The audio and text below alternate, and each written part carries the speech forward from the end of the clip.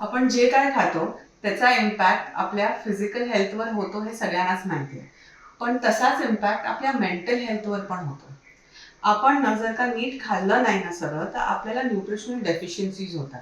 आणि जेव्हा बी complex deficiency किंवा आयर्न, झिंक, मॅग्नेशियम, सेलेनियम या डेफिशियन्सीज होतात तर त्याचा इफेक्ट आपल्या मेंटल हेल्थवर पण होतो. आपल्याला मूड स्विंग्स व्हायला लागतात, आपण चिडचिडे होऊन जातो, आपलं कॉन्सन्ट्रेशन कमी होऊन जातं, असे बरेच गोष्टी होऊ शकतात.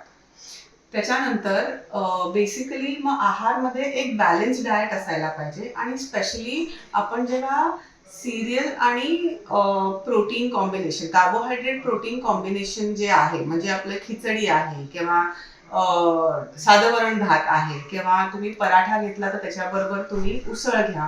हे सगळं तुम्ही जेव्हा प्रोटीन आणि कार्बोहायड्रेट एकत्र मिक्स करता तेव्हा आणि खाता तेव्हा तुमचा अलर्टनेस वाढतो, एक फील गुड फॅक्टर असतं, एक कामनेस येतो.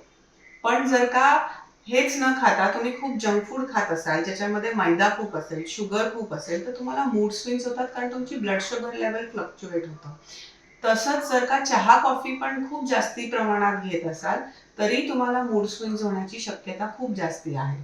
त्यामुळे एवढं लक्षात ठेवा की तुमचं जे रुटीन आहे, तुम्ही जे काय खाता ते तुमच्या फिजिकल हेल्थलाच नाही तर मेंटल हेल्थला पण अफेक्ट करतं.